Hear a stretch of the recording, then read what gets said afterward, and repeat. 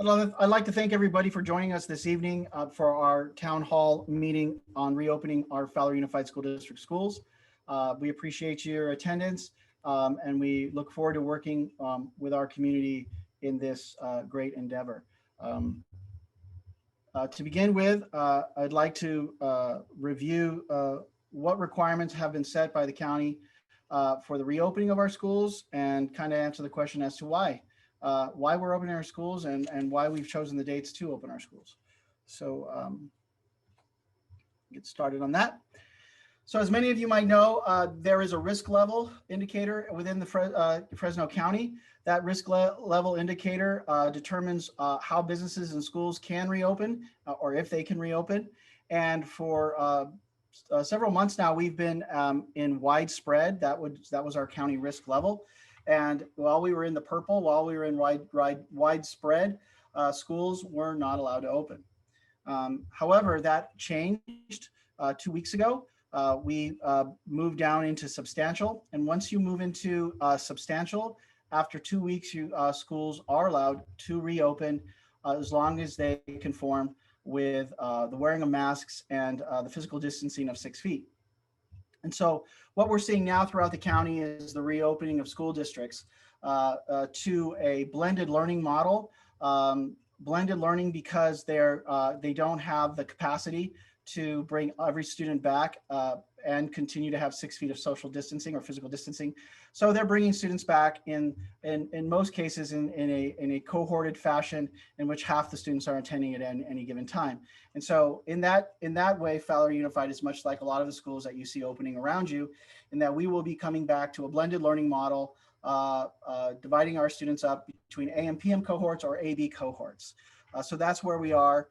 You might notice that on October 20th, we did move up to widespread in daily cases per 100,000. Basically, you have 2 weeks, and within those 2 weeks, you can go back and forth between purple and red. But if you have 2 consecutive purples or 2 consecutive widespreads, then you go back into widespread. And that's why it's so important to get our schools open now while we're in the window of opening, because once schools are opened, then they can remain open regardless of what risk level we're in. So now that we're in a substantial, we are working towards reopening our schools.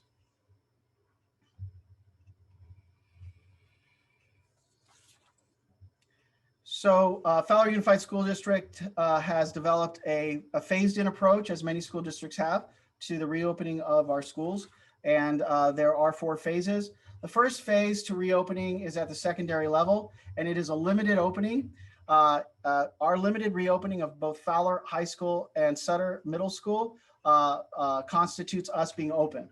So, and that occurred this week. So technically the high school and the middle school in Fowler Unified School District are open and cannot be closed now that they have been opened. They are opened in a limited reopening. Not all students are on our campus, but we have specific groups that will be attending and are attending on our campuses daily. And we'll talk about those in a minute. The second phase of the reopening is in 2 weeks, we'll be reopening our alternative education site, Fowler Academy.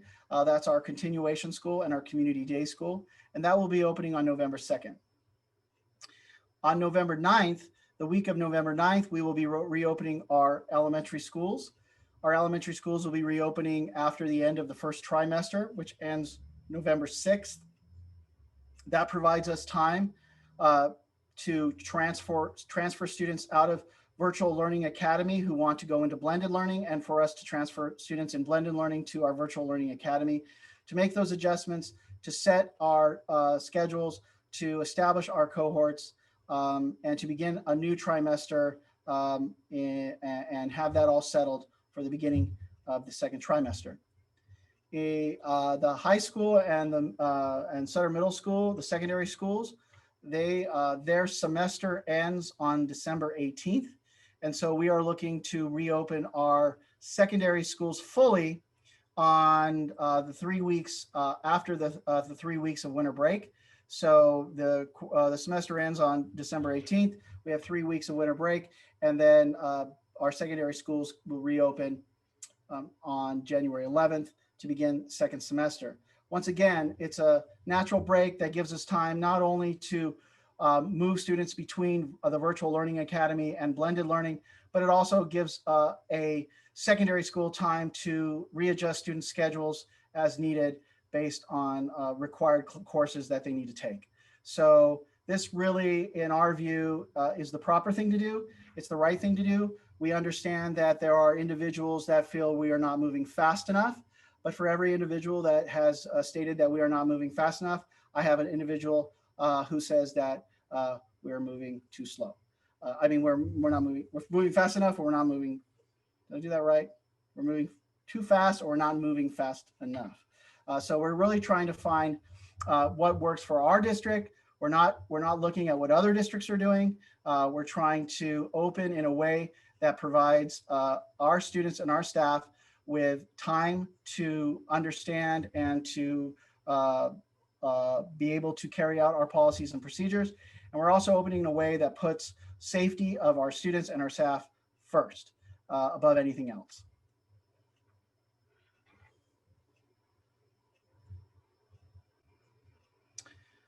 So for our limited reopening of our high school and our middle school, we have cohorts of students coming into our schools. Students with IEPs are coming in to receive services at our school sites. Students who are in our English language development program are coming in to receive services.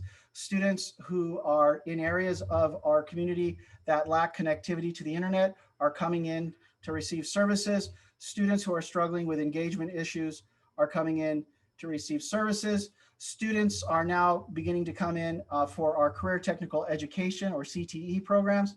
And students are also coming into our after school programs, our sports programs, and also our music program. So not all of our students, but a limited amount of our students are coming in.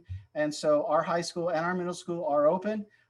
They qualify for being open, and they will remain open. And our full secondary, high school, and middle school will come back to full blended learning on January 11th. In the next couple of weeks, we will be reopening our continuation school and our community day school to those students who are in attendance there. For our elementary schools, they will be coming back on the week of November 9th. For our TK through second grade at Marshall, they will be coming back to an AM/PM hybrid, and you can see the schedule on the screen. This schedule is also in our reopening plan, which is on our website. Our students will be coming back in staggered morning sessions and staggered afternoon sessions. And between each session, our rooms will be sanitized. On Monday, they will be coming back on Tuesdays and Tuesday through Friday. And on Mondays, they will be participating in distance learning from home.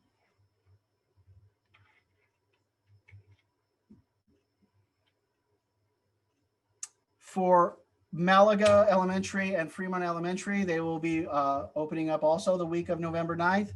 They will be coming back to a cohort model. And that cohort model is students will be placed either on a cohort or a B cohort. Students on the A cohort will be attending school on Tuesday and Thursday, and students on the B cohort will be attending school on Tuesday and Friday. And those students will be in attendance in the morning. They will be released at 12:30, and they will, for the students that are not in attendance in live instruction, they will be at home, and they will receive both synchronous and asynchronous instruction at home on the days that they are not, on Mondays and the 2 days during the week that they are not in school physically.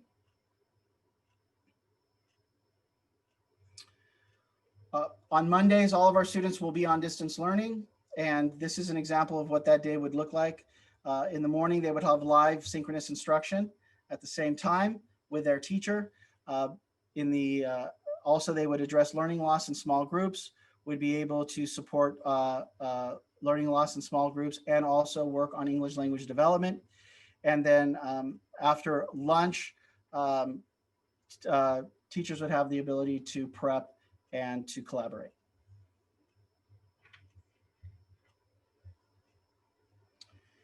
As for our secondary schools, they are also in AB cohorts and will follow the same process. They also too will get out of school in the afternoons, and teachers will be able to work with synchronously with students that aren't in live instruction in the afternoons after the students that are in live instruction are released. And so there you see our two examples of our bell schedules at our secondary level that will be implemented on the week of January 11th.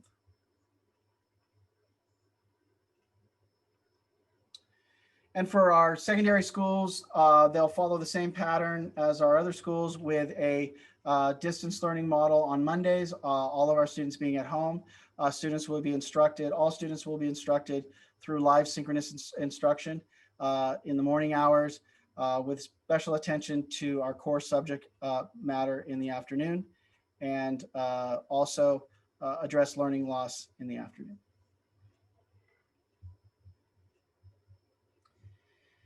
So people ask what's the difference between our two models we have here at Fowler Unified, and we're lucky enough that we can provide our community and our parents and our students options. For those students and parents who choose not to want to come back to live blended learning at our schools, we have the Virtual Learning Academy. And the Virtual Learning Academy, and many of our students have chosen that path, is fully online for our elementary schools. They are using the same curriculum as our students in distance learning now, and will be using in our blended learning model. It is taught by Fowler Unified teachers through our kindergarten through 5th grade.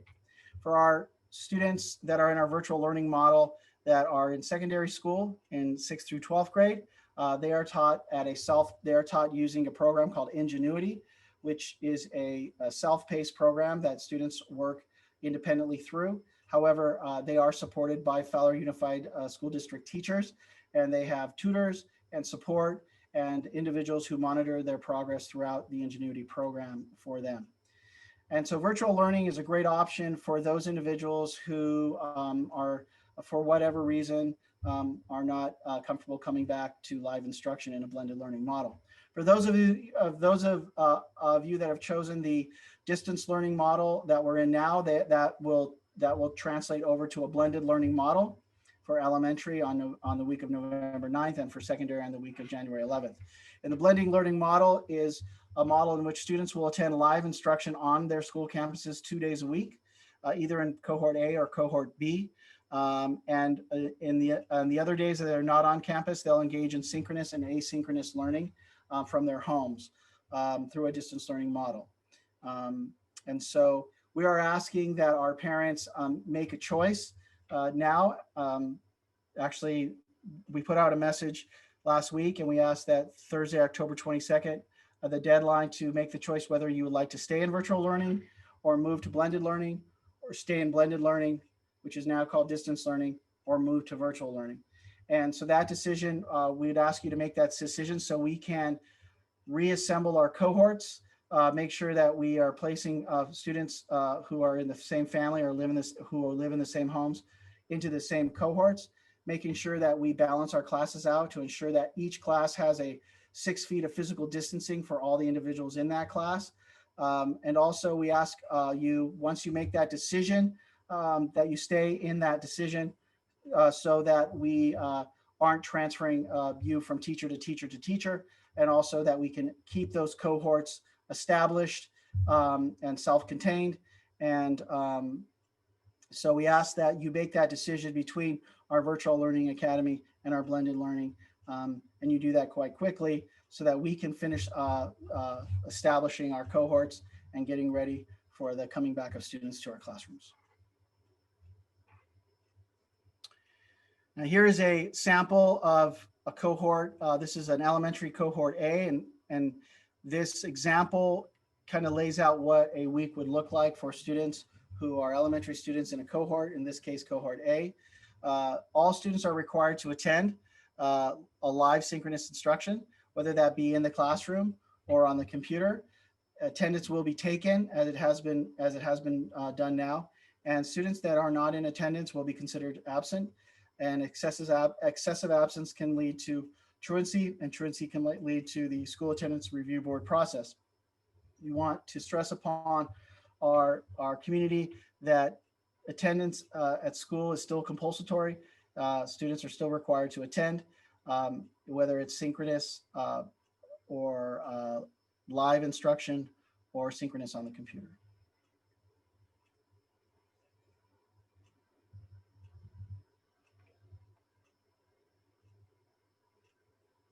Nobody wants to turn the page. Okay, here's a attendance requirement for cohort B in elementary. And it's very similar to the one you just saw. This would be different days of live instruction for the cohort, but very much the same pattern that you saw in the first one.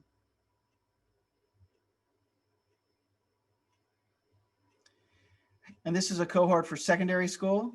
Once again, students are required to attend, whether it's live in-person instruction or synchronous instruction at home on the computer, or asynchronous instruction, work being completed while at home.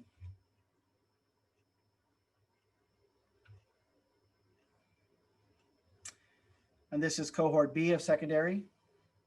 Just another example of how it works and what it looks like.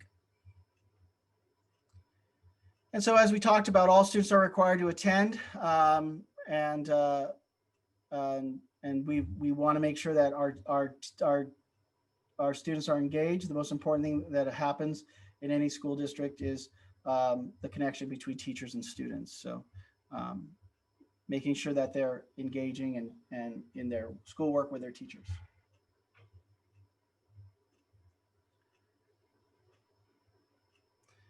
Okay, so that kind of talks. We just talked about what our structure is like, what coming back to school looks like. Those bell schedules can be found on this slide deck, which will be placed on our website. It's also those bell schedules are also in our revised reopening plan, which is also posted on our website, and we encourage you to go to that and review those bell schedules. For specifics about your individual schools, we encourage you to contact the school site. We encourage you to contact your school principals for more information regarding the specifics of your opening of your school.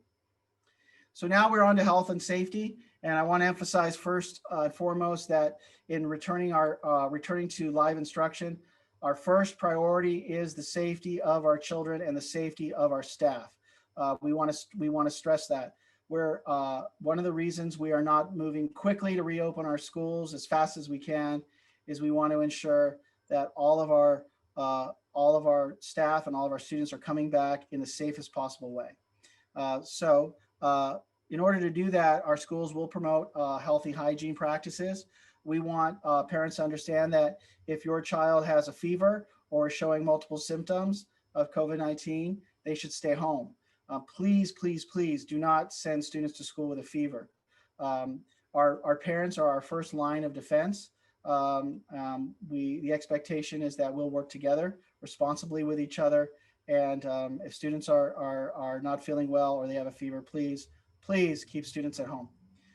For students that do show up at our school in the mornings, we will have a health screening and a temperature check. For all individuals coming through the gates, whether it's a student or a staff member, there will be a health screening and a temperature check, and that will be done on a daily basis. Once in schools, frequent hand washing, the use of hand sanitizer will definitely be expected. Students coming to school will be expected to bring a mask. Students who do not have a mask will be provided a mask. Students who refuse to wear a mask will not be allowed to attend school.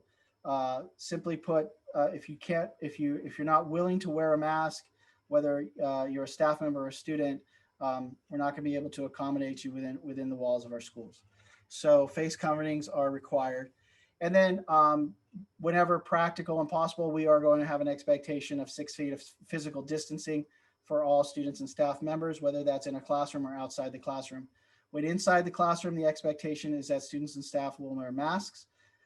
When outside of the classroom, where they cannot social distance at least 6 feet, the expectation is that students and staff will wear masks. I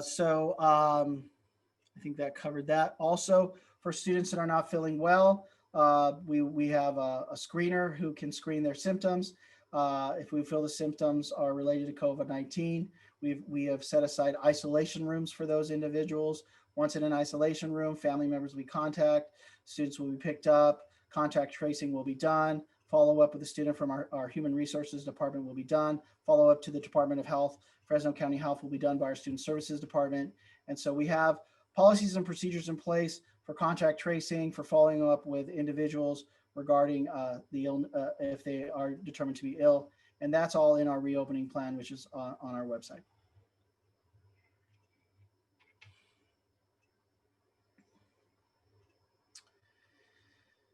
As I said, with isolation protocols, the school nurse or the LVN will assess to determine if a student needs to be sent home, and we will follow up. If students or staff have been exposed, we have an obligation to notify them. However, we do not share individual names when notifying students and staff regarding a positive test.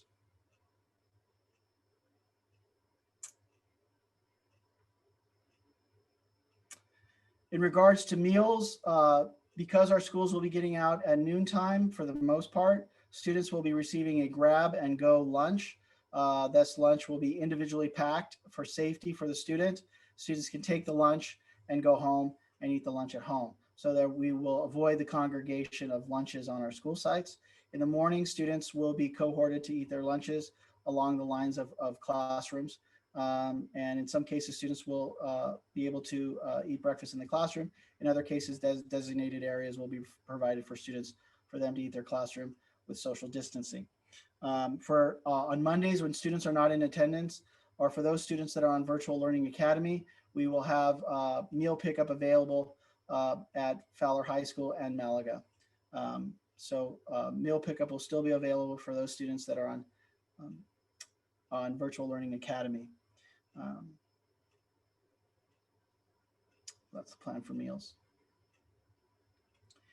Our bus routes, this has been one of our most difficult areas. We've struggled with bus routes because we transport a large amount of students, and we're being asked to cut that number down tremendously, almost to a third for each bus. And it's simply impossible to do. So we are asking from all of our community and from our parents that if you have an alternate way to deliver your child to school and to deliver them home from school, that you exercise that alternate means of transporting your child. Buses are very confined spaces, and we want to make sure that students are safe on the bus. And the best way to do that is by reducing the number of riders on our bus. So we're asking that if there is a way to avoid using the bus, we ask that you make every attempt to do that. For those of you that absolutely need our buses, we want to be there and to provide that service for you. So we are looking right now at closing some of our bus stops and our routes that are very, very close to our schools. If we feel like the route is, if the bus stop is within walking distance, we want to close that so that we can provide more services to our students that are far away, or specifically for our students that are on the other side of the freeway. We don't want students crossing Golden State. We want to think about the safety of our students. So we've been working on putting all of our buses out there, increasing our numbers of routes as much as possible to try to get to as many students as we can. So that's a work in progress, and we're going to continue to work on that. But right now we're committed to getting students that are on the other side of the freeway over on Sunnyside and also in Sumner access to our buses.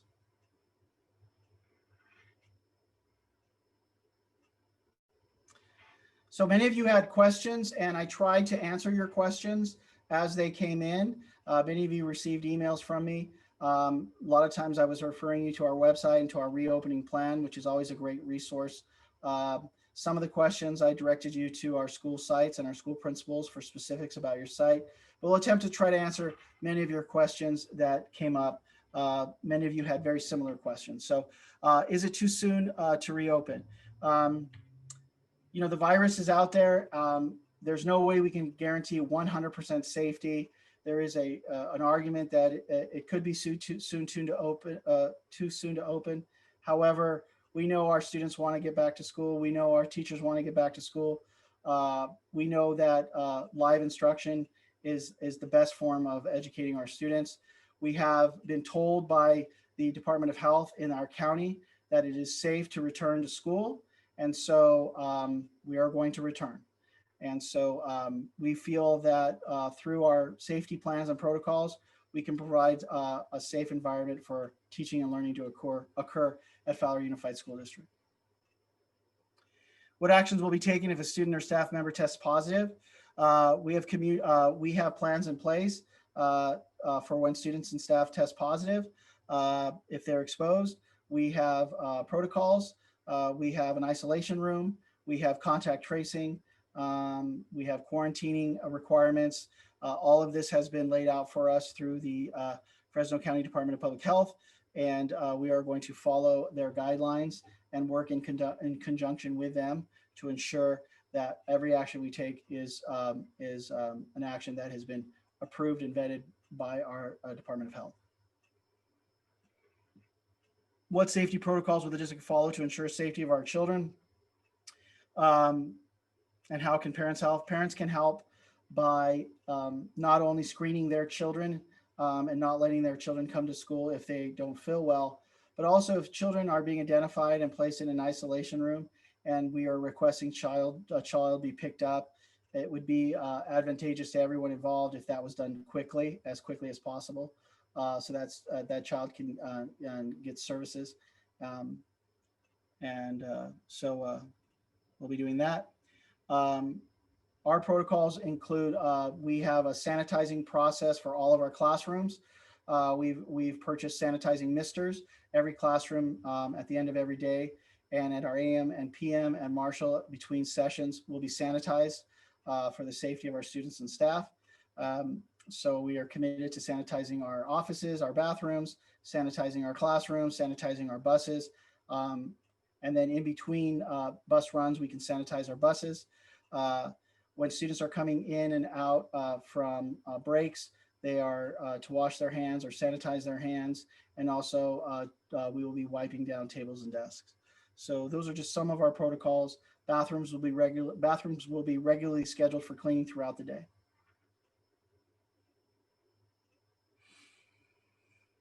Will temperatures be taken upon entry? Yes, everyone's temperature will be taken upon entry. And that is not only students and staff, but visitors. And matter of fact, we are not encouraging visitors in our schools. We're not encouraging helpers in our schools. We want to limit the number of people on our campuses at any given time. So temperatures will be taken upon entry. Will bathrooms be cleaned for after use for sanitation? We principals have been asked to set up a rigorous cleaning schedule for bathrooms to ensure that bathrooms are sanitized regularly. In the event of exposure, what are the plans for notified families? The school community will be notified if there is exposure, if there's positive tests. We'll work in consultation with our local health official.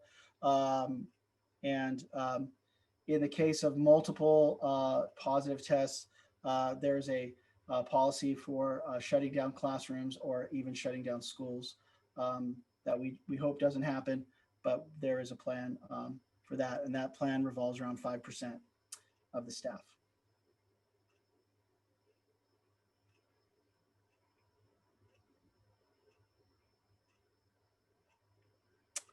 If my son stays online, will he have the option to return to in-person instruction for third trimester? No, we do not want a child to have 3 different teachers in the same school year. We are asking that teachers make a decision now and stick with that decision for the rest of the year. It also affects the number of students in the cohorts, the number of students in classrooms that can be served. And so we're asking that parents think carefully and make a decision as to which format they'd like, and they stay on that format. Will students have the same teachers in person as online? For those students that are in distance learning and moving to blended learning, they will keep their teacher. For those students in virtual learning academy that will remain in virtual learning academy, they will keep their teachers. But if you're moving from blended learning to virtual or from virtual to blended, then you will definitely get a different teacher. And that's why we are wanting to have our parents make that decision and stay with that decision this time. Will the work be synchronous, or asynchronous where students are home during blended learning? They'll be both.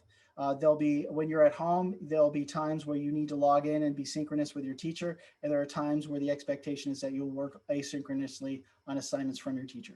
So both synchronous and asynchronous. What schedule will my child be on, and what are the details of classroom routine? We strongly encourage you to reach out to your individual school site and talk to your individual principal regarding specifics on class routines. And your schedule for your school site is posted here on this slide deck, which will be on our website, and also in our reopening plan that's also on our website.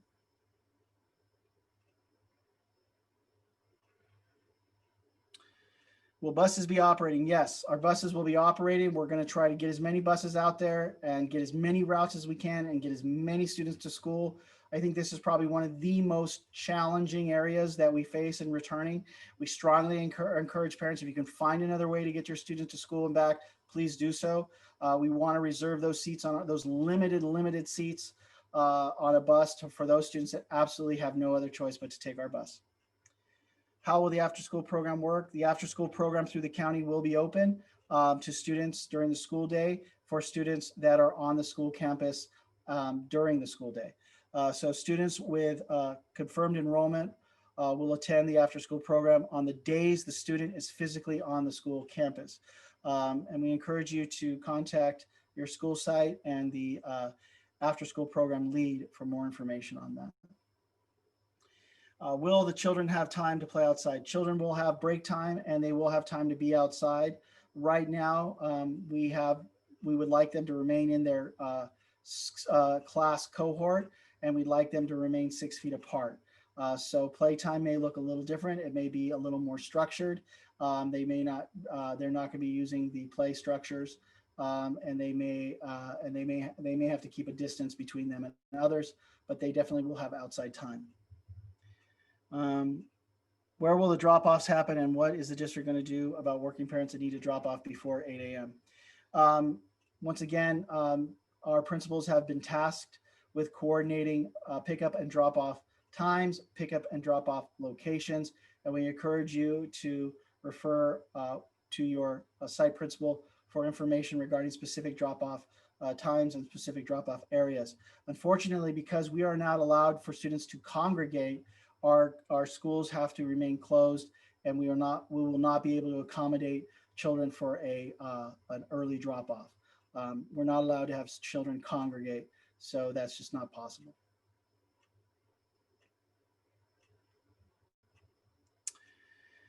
Will families be placed in a cohort? Every attempt is going to be made to place families and students living in the same households into the same cohorts. If you run into a problem with that, or if a mistake is made, please contact your site administrator to help you work through that to get you in the right cohort. If Fresno County is placed back in the purple tier, will schools be shut down? Once again, once schools are open, they get to remain open. Right now, our high school and our middle school are open. And our elementary schools are opening up on the week of November 9th. We also, Fowler Unified School District applied for and received a waiver. So we are allowed to move forward with the opening of all our schools regardless through either staying in the substantial tier or through the waiver process. So we are open. What is the sanitation process? For general information on sanitation, I'll refer you to the reopening school plan on our website. For specific sanitation, once again, I encourage you to contact your school site for specifics. If you want to know specifically what times the restrooms will be clean, if you want to know specifically the process, or look at our sanitization mister, which is a chemical-free mister for sanitizing our school rooms, offices, and classrooms. I'll be welcome. Principals will be welcome to give you a demonstration and let you see those products. Will masks be mandatory? Masks are mandatory at Marshall, at Fremont, at Malaga, at Sutter, at Fowler. Masks are mandatory 3 through 12 inside buildings, and when outside when they cannot social distance 6 feet. For our TK through second grade students, we strongly encourage students to wear masks. We require our TK through 2 students to bring masks and to wear masks when they can't social distance. And we do encourage them to wear masks if possible. What's the maximum number of students to be allowed in a classroom on a school site? That's a tough question because the size of our school classrooms vary from campus to campus, and also vary between secondary and elementary. We're going to do our best. Actually, we're going to ensure that everyone in the classroom, be it students or adults, are all 6 feet apart. And so when you do the math and you look at our different classrooms, that's roughly anywhere between 10 and 14 students in a classroom to ensure 6 feet of social distancing. If you want specifics of your child's classroom, once again, contact your site principal and they can do the math and take a ruler out, because that's what we're doing right now is we're establishing those classrooms with 6 feet of social distancing.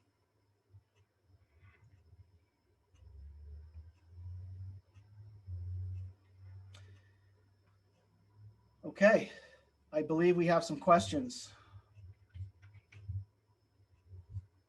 So, how are we going to do these questions, guys? We do have some questions, so I can read them aloud. I've been monitoring the Q&A, and I think maybe Mr. been on the chat, so we'll bounce back and forth. Yep. The first question is, I tried to answer you, by the way, in writing, but I hit the wrong button, so I will answer you here. Will my daughter keep her original teacher if she, the teacher that she has now, if she continues on to virtual learning? So if your child is staying in the same method, so if they're currently in blended and you're staying blended and your child comes back on campus, then yes, your child will have that same teacher. If you are currently in the Virtual Learning Academy and your child is choosing to stay in the Virtual Learning Academy, then yes, you will have that same teacher. However, if you are switching formats from blended to virtual or virtual to blended, that will mean that your child will have a different teacher. So on your Parent Square message for elementary folks, it did tell you which program you were in, if you were currently in blended learning or the Virtual Academy. So you might want to check that to see where your child is currently placed. Okay, the next question is, when will vocational education and band come back this semester? That wasn't made clear. So is Rick Romero on? Rick, can you speak to that? Our principal at the high school? Sure, Dr. Paul. We're still in the process of working out plans for those groups of students to come back on campus. It could be in a variety of ways if it fits with their period at the end of the day, for example, or an after-school type of function. We have our CTE teachers working on those schedules to bring shop kids back and maybe the after-school hours after they're done with their 4 periods. And speaking with band and Mr. Zamora, he's looking at drumline as one of the first groups of kids to come back onto campus. So as we move forward and can solidify these plans, we'll just keep reaching out to parents and students. The next question is, what if they have allergies?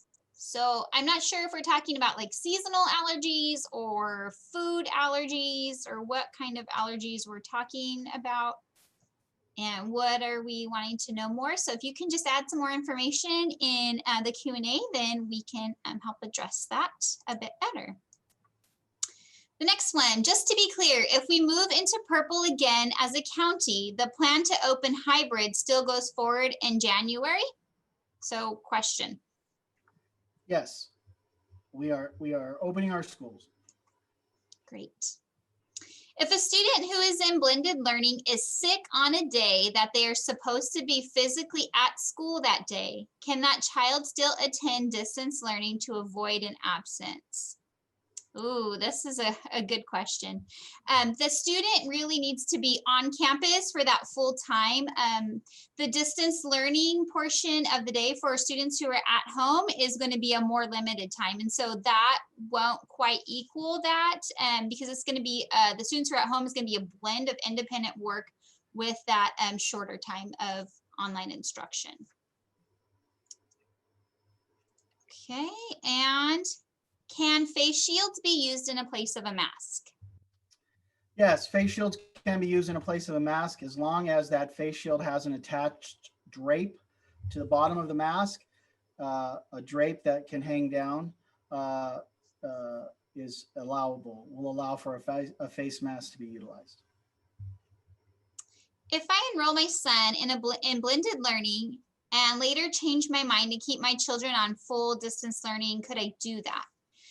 So the decision that you are making now is going to be for the rest of the school year. So as we addressed earlier, the reason is because if we were to keep switching on kids, they could potentially at the elementary level have up to 3 teachers over the course of the year. And so that can be very difficult because as we know, our students bond with our teachers and our teachers bond with our students. And so we want to keep things as consistent and precise for our students as possible. So we really are asking families to make that decision by tomorrow and either reply on Parent Square or give your school site a call. After hearing this webinar tonight, if you have already sent in your Parent Square message and then you've decided something differently, please call your school tomorrow and notify them so that they can make that change in our system. But we're not going to do the bouncing back and forth thing. We want consistency for our students. As soon as we know if we have bus service, how soon will we know if we have bus service available to us? This will drastically affect my children's ability to get to and from school since I work in Fresno all day. So right now, if you go back to our slide deck, and you can see those bus stops that are closed. We're committed to keeping all of our bus stops open except for the ones that were identified on that slide. It may mean having to take 2 trips. It may mean having, it may take a Herculean effort, but we're going to do it. Okay, this next one is kind of a shout out. It says, thanks so much for all of your hard work and transparency. Both of my elementary kiddos have amazing teachers who have made learning from home so productive. Awesome. Our teachers are really working hard. So kudos to our teachers. Thank you for everything that you're doing for our students every day. Glad to hear that. Next question. We got the best teachers in the Valley. We do. Will the Early Education Center also open on November 9th? And will they also have to adhere to an AB cohort schedule? Gloria. The Early Education Center will open sometime in November. That will depend on our licensing approval. And so parents will be notified next week of a virtual meeting, much like this, where you'll get more information on how the health and safety protocols will be in effect for the preschool. Great. And our next question, as a parent, it's concerning that my son will get half of the amount of in-person instruction compared. Can he enroll in Marshall for more in-person instruction time?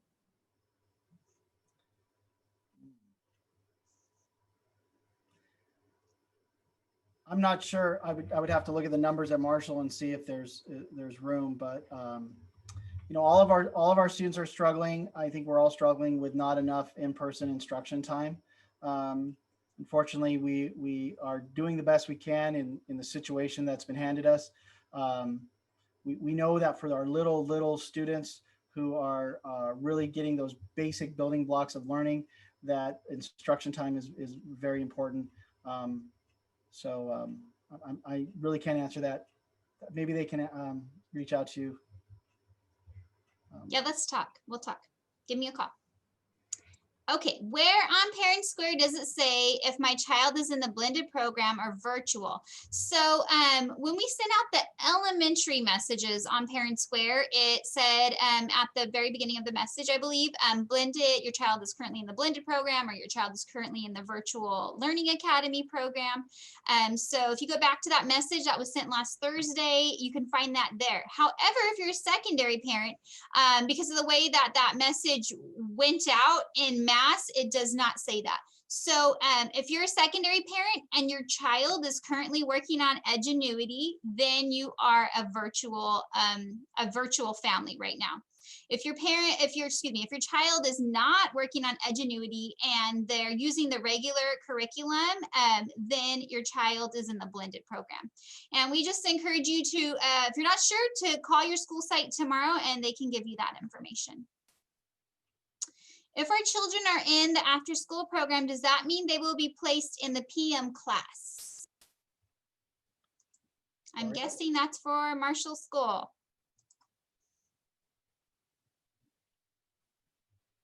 Or Ms. Regier might be able to answer that. If the question was, if they're in the after school program, yes, they will be placed in the PM class automatically so that they're already on campus to transition to the extended learning program.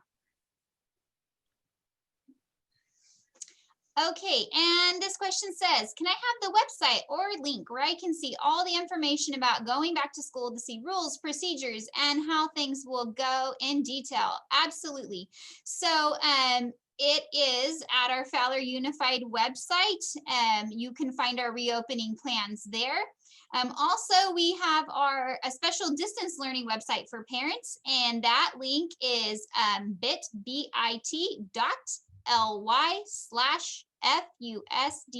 parents. That link was also in the Parent Square message, along with a link to the reopening plan in that message that we sent out last Thursday. So if you're having trouble finding that, send me an email or give us a call tomorrow and we can talk through it over the phone. I can help you navigate that. All right, next question. If my child was in the preschool program and the district closed due to COVID-19, will I receive a refund for the days my child did not attend preschool? Or will I receive a credit if my child will continue to go to the preschool when it reopens?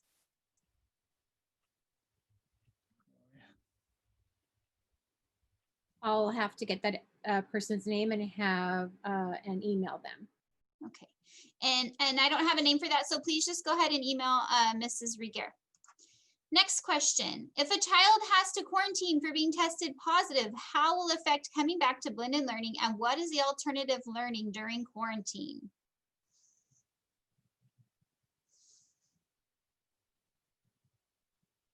Gloria, did you want to answer that, or? Sorry, I missed my button there. So if the teacher or student tests positive, is that the question for COVID-19? If a child has to quarantine for being testing positive, what is the how will that affect coming back to blended learning, and what is the alternative learning during quarantine time? So that student basically will be placed on an independent study model while they are ill and unable to attend school. So the blended learning teacher will provide instruction for them through paper packets, Google Classroom, etc. Or they could even, yes. The next question, when should we expect notification on which schedule my Fremont kids will be on, schedule A, B, or AM PM schedule for Marshall? I have kids at both schools. This is a great question, and it was asked by a few people, so let's definitely address it. We are waiting on your parent data, so that's why we have that that due date tomorrow for families to choose what option and format they would like. Tomorrow afternoon, actually, we have a meeting scheduled with our administrators where we're going to start to go through that data and start to cohort those kids. As soon as that is done, we will definitely notify parents through Parent Square. We know that it is very important for you to get that information as soon as possible because we realize you have a lot of arrangements to make. So just know that that's very much on the forefront of our minds, and we will work very diligently to make that happen as quickly as we can. Any word on the rescheduling of the SAT testing for students who had their appointments canceled because of COVID? Mr. Romero.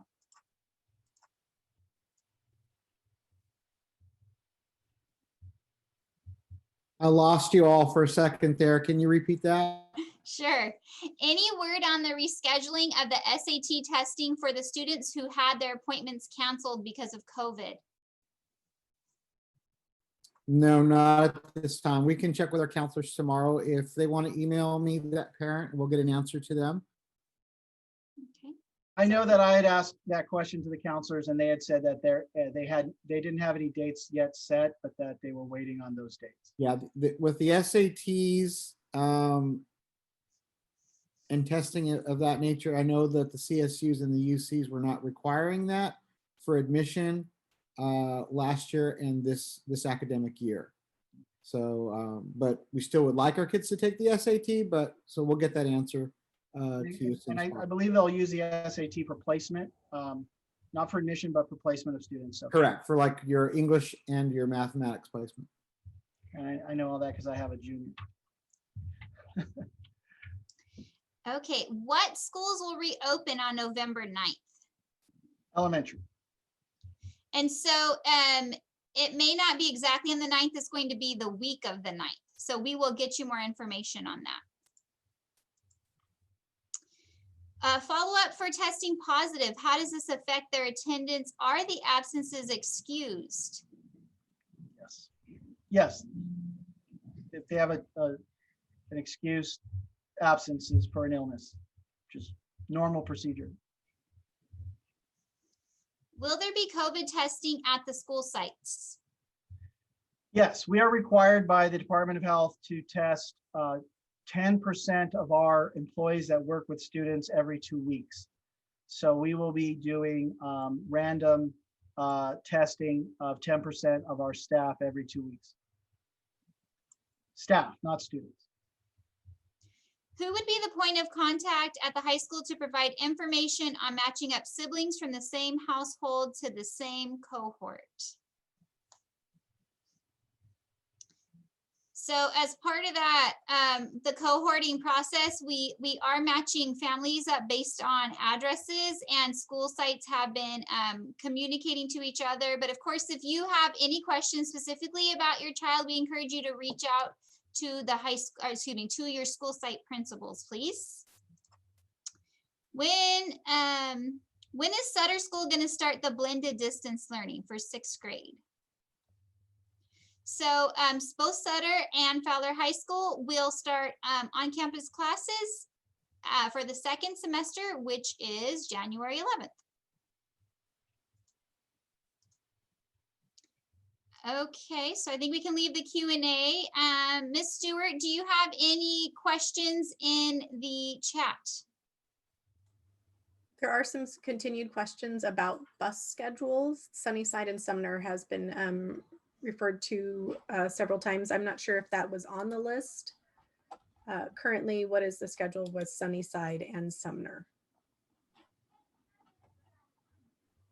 They have some questions about that, and I don't have that information.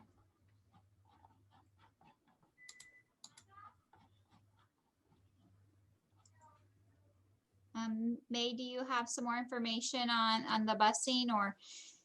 Yes, so Sunnyside Summer is, again, like Dr. Merity said, it is one of our continued pickups because it is on the west side of 99 on the other side there. So that is a continued service that we will be providing.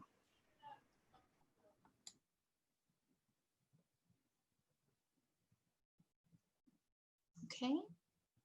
I see just someone saying, please advise parents that if their child is going to be wearing a cloth or reusable mask, they should be sanitizing it and washing them it says every other day. Yes, we definitely want to keep those masks clean. Hopping back over to the Q&A, if tested positive after self-quarantine for 2 weeks, how many negative tests in order to come back to school?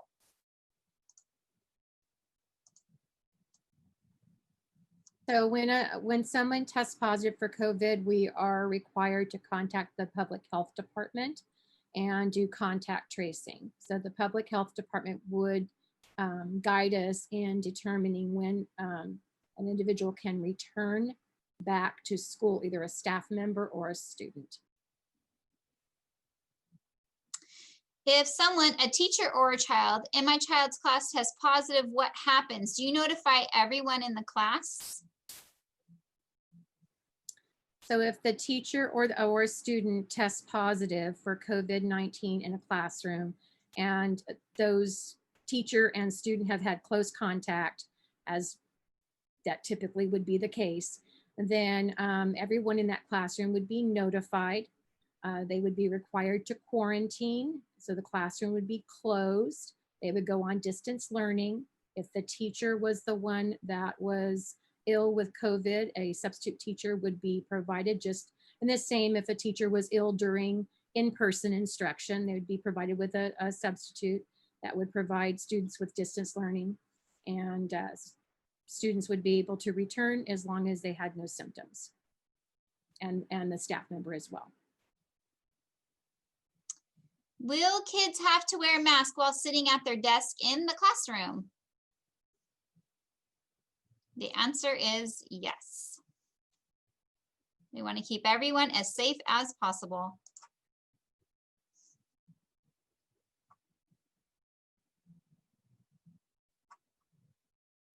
Okay, I see some other questions about cohorting. Again, we encourage you to reach out to your site administrators for those questions. If a student leaves out of the country, will that student be required to get COVID tested in order to attend school?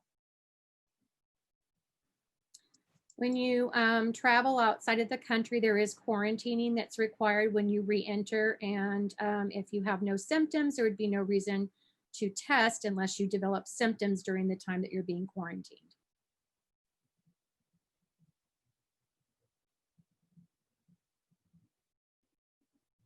Okay, last chance for questions.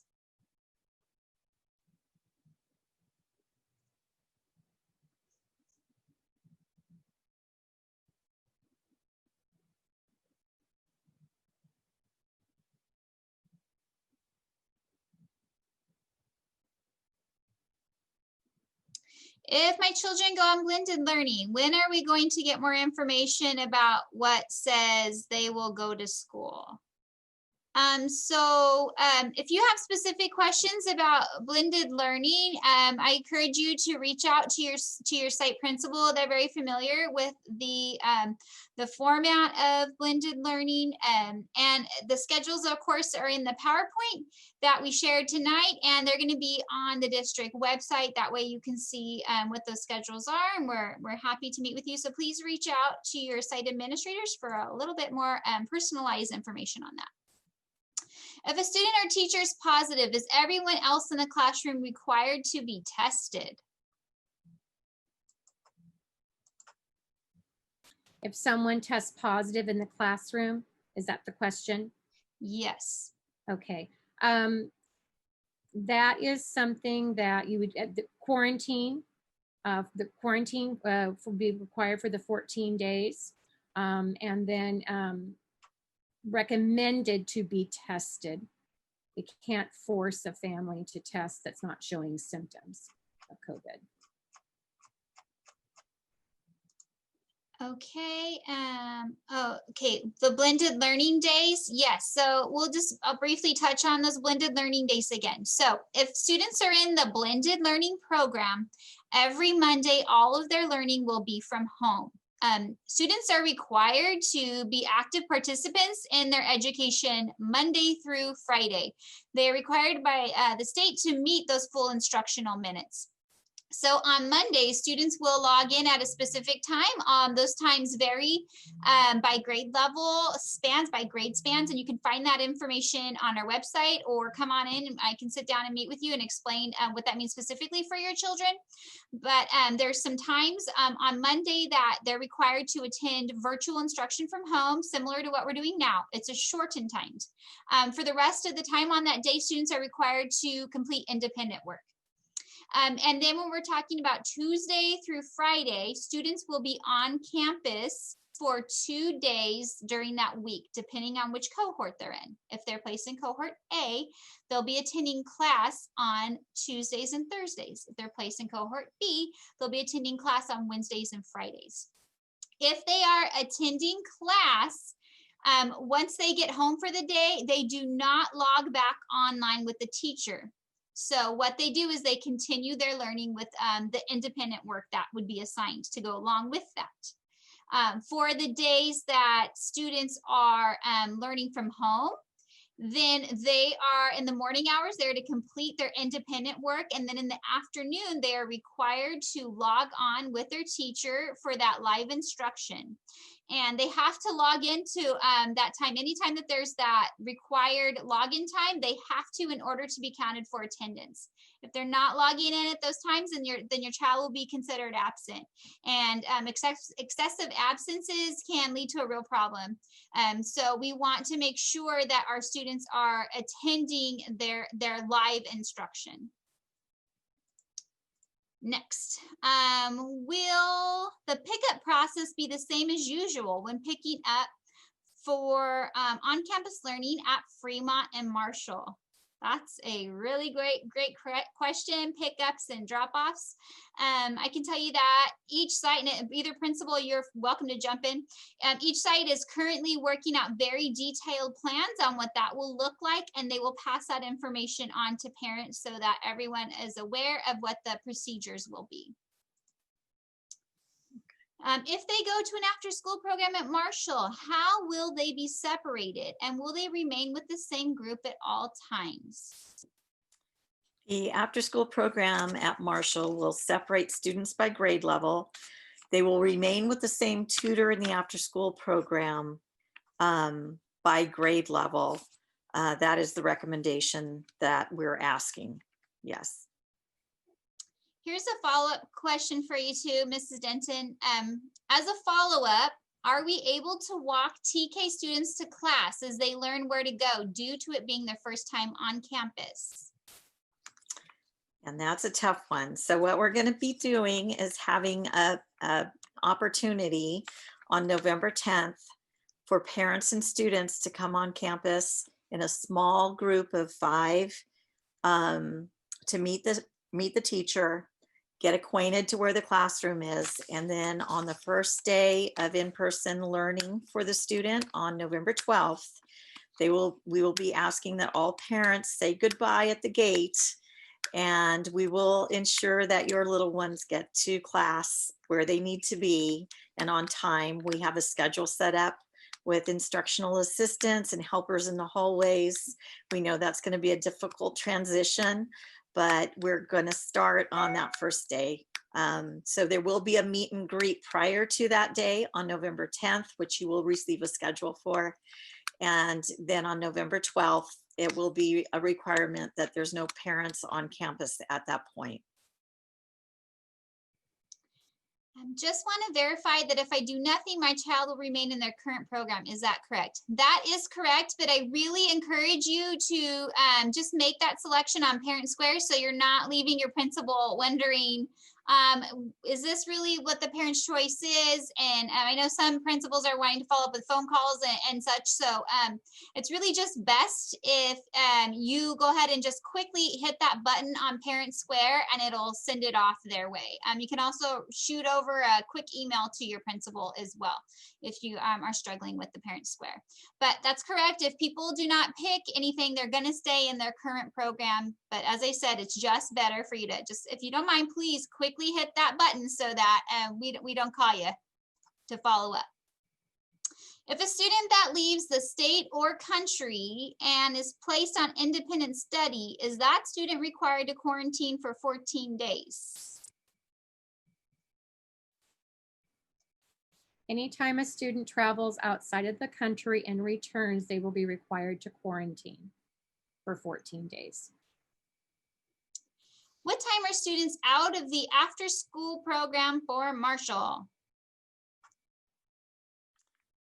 The after-school program ends at 6 p.m. However, you are allowed to pick your child up before that, and they have relaxed the requirement on the time commitment that you leave your child in the after-school program. So that's a little more open-ended this year than it has been in the past. But 6 o'clock is the end time for the after-school program. Next question, what about third graders new to Fremont? Will they be able to visit the campus before as well?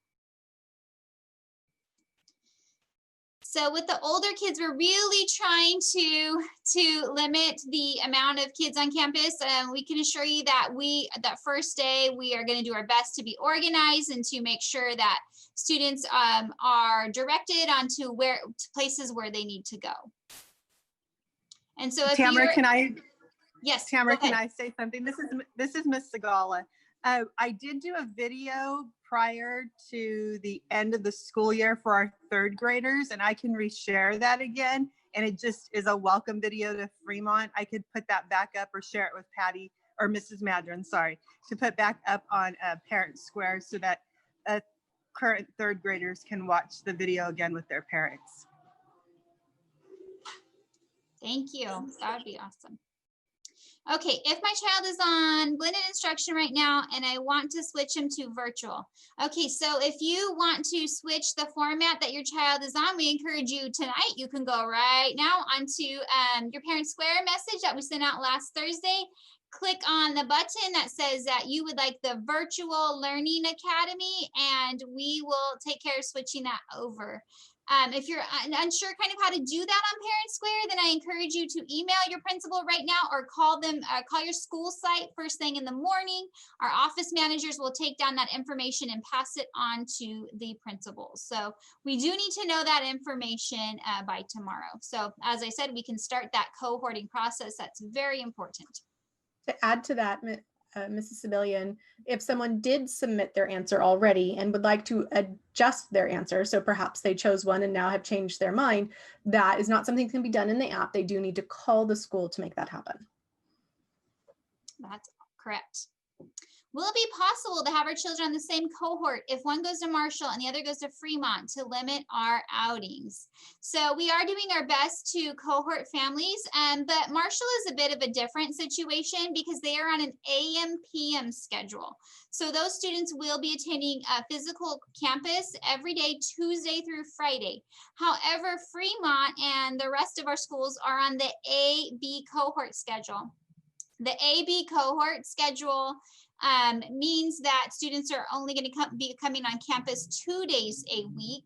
At Fremont, class will begin at 8:20, and I believe dismissal is 12:30. So that's going to be consistent there. So the schedules are a bit different. One site has 4 days on site and the other has 2. Is that intentional? Yes, so Marshall, with our young learners, we are doing the AM/PM schedule, and with the other sites, we are doing the AB cohorting. And Mrs. Civilian, if I could just chime in, part of the reason for the difference or the ability to have that difference is the time requirement for the different age groups. That's mandated by the state. And so that's mainly the main reason that we have the 2 different time schedules that we've established. Thank you for adding that. Okay, Ms. Segala, maybe you can address this one. Are third graders going to have a prior meet and greet so they are aware of their new classroom/school?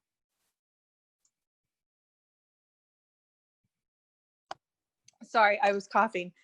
What is the question again? Are the third graders going to have a meet and greet prior to coming on campus? We had not planned for that. I was going to share our video again. Again, it was to limit the amount of students on campus from congregating. And of course, with our older students, we thought that, you know, they would be able to, the video would be sufficient, but we could certainly revisit that with Miss Madron and Miss Serrato and see if there's possibly something we could do that would be within the guidelines and keep everyone safe and healthy. There's a follow-up But I will question. share that video. Oh, sorry, Ms. Segala. There's a follow-up question for you too. It says, how will the first day of school, what will the first day of school look like for third graders when they're dropped off in the morning on their first day of school? I'm going to give that question over to Miss Madron because she's been working very hard on the reopening plan. Yeah, so when the students arrive at, all students, whether 3rd, 4th, or 5th, and they arrive at Fremont, they will have a designated entry point, and they will head directly to their class. So again, with third graders, we understand this is the first time at the school and them to get acquainted where their class is. There will be plenty of people to assist them and get them in the right direction. And to follow up with another Fremont question, for Fremont students, will there be an after-school program right after school at 12:30? We just had a meeting about that. We are finalizing the times exactly, but yes, they will be on campus after school right when it ends at 12:30. They will have time to eat because, again, the students who leave will take their food with them home, but they will eat here and then they'll have the after school program. Thank you. Okay, I'm curious about my 2 high school children. Are they the only ones struggling with Edgenuity? My daughter's a 4.0 student. Usually I need to know how to help them. I'd hate for them to end up at the academy. And so there's some health issues going on. And yes, so Edgenuity is it's a different program. It's a different curriculum. And it is more self-paced, and sometimes students do struggle with more of a self-paced program. And so we really encourage you and your daughter to reach out to the Fowler Unified teachers that are overseeing those programs, to attend the office hours, to ask questions, and also to use the tutorial feature. There's a blue tutorial button on there. Anytime students struggle with a lesson, they can hit that button, and a live person from Edgenuity will come up on their screen, and they can have a conversation with them and get some extra tutoring. I encourage you to reach out to your children are in high school, reach out to those counselors. And then also Mr. Roddenberry is kind of overseeing that program for us. So we want to definitely make sure that we support your students through this. But yeah, Edgenuity is a different program, and it's different students respond differently to it. Will being on virtual learning affect students' eligibility to play sports if athletics return? Mr. Romero.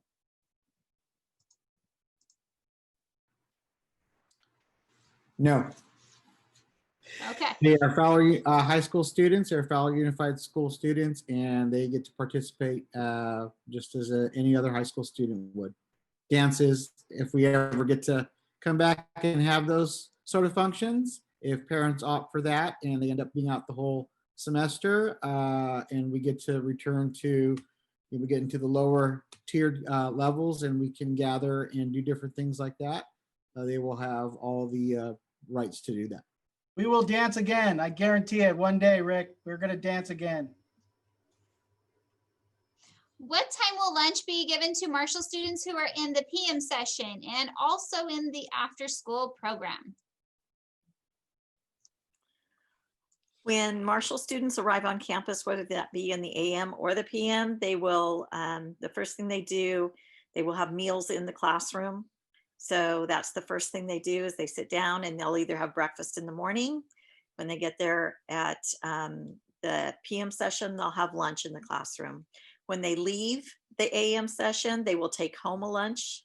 When they leave the PM session, they will take home breakfast for the very next day. And the kids that are in the after school program will get that breakfast when they leave the after school program. And the after school program does provide a snack within the time that they are on campus. And that will happen right at dismissal.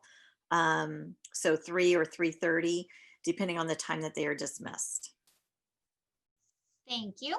If a school site has an outbreak, will the school close for 14 days completely?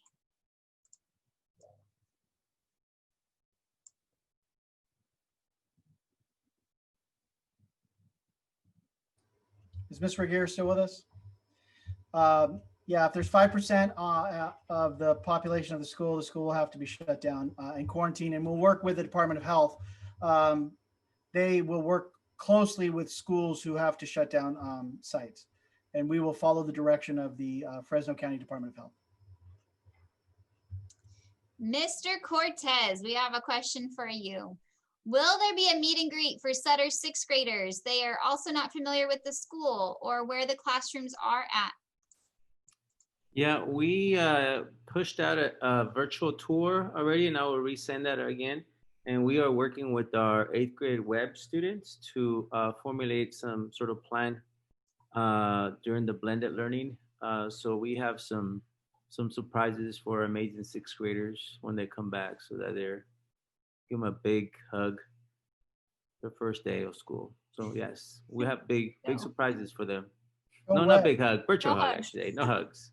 Yeah, but we do have a video, and we are planning with our web leaders. We are planning uh, some sort of. They're going to be wearing certain shirts in that day, and then hopefully your children should already have received a web introduction with their web leaders, so they get to know the web leaders virtually. And then on the first day when they come back, they will kind of we'll organize some sort of safe, distant tour around campus on the first day. Thank you. Let's see. If Fremont students have to go straight to class once they get on campus, does that mean breakfast will not be provided for them? No, breakfast will be provided. So we'll give you the information, but there'll be a designated entrance for those students that are wanting to eat breakfast. And they'll get their breakfast, and the teachers will have their classrooms open, and they will actually eat in the classroom. Thank you. Ms. Regier says that she does not have audio or video, so she's having some computer issues. What are the hours for the after-school program? So I'm not sure which site this is for. Sutter, I mean, I speak for Sutter, but I know Sutter, we're looking at going from like 2:30 all the way to 6. So that's a Sutter. So I believe it's pretty much dismissal until 6 p.m., correct? Yes. Yeah, okay. We have another after-school program question. I signed up my son for the Fremont after-school program months ago. How do I find out if he got accepted to the program? So every site after-school program has a site lead, and they have the access to that information. Ms. Regier says, please contact Rosalinda Gutierrez at Fremont. She is the site lead, so they can give you that information. If my kids are in the after school program now, are they in it when they go back, or is it a lotto again? So I'm guessing. Do you want me to answer that? Yeah. Okay. So again, the after school program application went out in August. So if you turned in your application by August 12th, then you're guaranteed a spot. And yes, if you turned your application in after that, then it would obviously be a lottery and space, availability of space. But yes, we're gonna obviously reach out to again to the people that did sign up and the parents that did sign up, so to see if they're still interested in bringing their kids or having their kids stay in the after school program. Okay, Mr. Cortez, this is my son's first year attending school in Fowler. He'll be at Sutter. Will be an opportunity for him to learn. I think you kind of already answered this, to learn where his classes are, or will there be someone there to show him around? So just going to reiterate that, please. Yeah, I'm assuming your child's in the 6th grade. I'm hoping that there is going to be a virtual tour. Like I said, we are implementing a where everybody belongs program. So we're training our leaders, our 8th grade mentors. So there will be kind of helping us guide all 6th graders throughout their 2 years. I mean, just kind of guide them during the 6th grade. So yeah, we have some plans to, and if they're not 6th graders, we always have a program where any student need to Sutter, we'll give them a tour, and we'll make them feel comfortable. Thank you.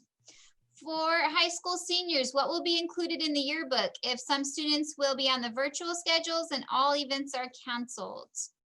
Mr. Romero.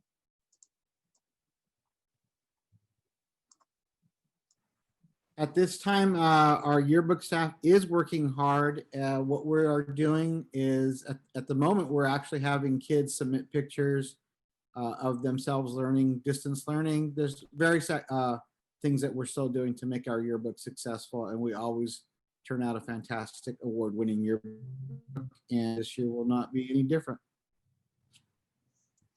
I believe this pertains to Marshall School. Can parents send lunches from home? Great question. That is something that I believe they can. One thing that we need to look into is the allergy, any allergies. So that's something that we'll specifically address, probably per class, depending on situations that we may or may not have. In the past, we were able to separate students in the cafeteria if they brought a lunch from home or if they had a lunch from school. When we're all in the same classroom, that poses a new situation. So I will definitely have that answered, clarified before school starts. Thank you. Will cohorts at the high school be in pods throughout the periods, or will they go period to period with different students? Example, my child is with 14 students in period 1, then go to period 2 with another possible 14 different students, etc. Go ahead, Mr. Romero. The answer is yes, it's a high school. And one of the reasons we whittled it down to 4 periods a day was to try to mitigate some of that crossing. But even if we're cut in half, we're upwards of 400 students on campus, and they will cross. So it's logistically not possible to put 14 kids and have them go through their course, their day together at a high school level. Okay, another question about Edgenuity. Yes, it can be frustrating for some students. It's a much different level of intensity and rigor. The program has been having some glitches, and when those happen, we immediately contact them and ask them to resolve. Part of the issue is because of the situation. Many districts across the United States are now using Edgenuity, and they did not have this high of a use before. So there has been some trouble with their hardware. And so when those things are being experienced, we are contacting them right away, and we're pushing on them to get those things fixed as quickly as possible, because we want our students to continue learning. And if there are Wi-Fi connectivity issues, so if that's happening, I just really recommend that you contact either Mr. Cortez or Mr. Romero, depending on what school site your daughter is at, and they can work with you on that, because we want to make sure that our students are progressing at a high rate. And I see that you're concerned about her GPA, so we want to make sure that we're giving her as much support as possible. So I just encourage you to contact them personally, so that we can discuss the exact situation. There's a question about after school program. Is Teresa the contact for Marshall's after school program? Is that correct? No, the after school program lead is Michael Mejia, and he would be the one that a parent would contact to see if their child was in or wants to be placed in the after school program. Feel free to call the office in the morning, and we will help direct you to make that contact. Okay, a few more questions. Will there be someone to meet incoming third graders when they're dropped off at the morning at Fremont on their first day of school? Yes, so we did talk about that and address that. If you would like more details, you're welcome to call the Fremont school office. Will the high school be on a 3-class schedule or a 4-class schedule for the spring semester? We are going to be, while Mr. Romero's popping on, if I have something, oh, go ahead, you're on. Repeat that again. I either have a poor connection or there's a poor connection on my. Okay, gotcha. So the question is, will the high school be on a 3-class schedule or a 4-class schedule in the spring? And the students were asked to answer that Google form to request their 4th course as in prior to this year, we only had 7 courses for them. So they do need to choose that 4th elective. Okay, and you got cut off a little bit there at the beginning, Mr. Romero, so I'm just gonna recap. We're gonna be on a 4-course schedule for the spring semester. Is the high school grading period based on harmless grades? No, absolutely not. There are no schools in California that are doing the hold harmless anymore. We are assigning grades to students. What they earn is what they're going to get. Teachers decide those grades. So the hold harmless does not exist anymore. That was only for the spring, and the CDE, California Department of Education, has said that that is no longer in effect. That was only for last spring. Same thing for virtual learning program.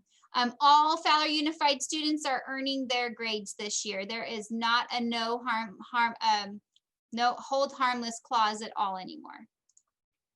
Okay, and with that, I think we answered all questions.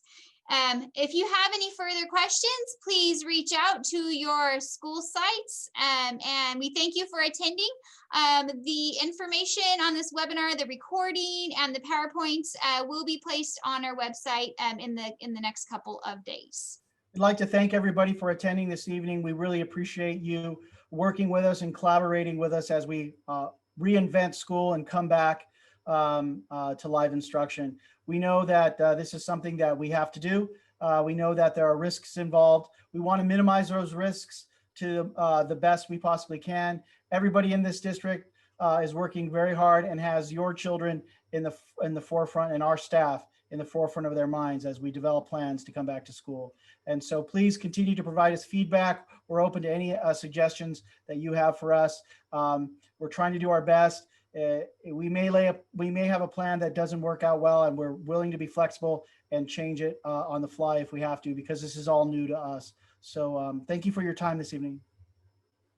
Yep, thank you. And thank you for your shout out there. I see you in the Q&A. Thank you for your shout out. I'm glad you found it to be informational.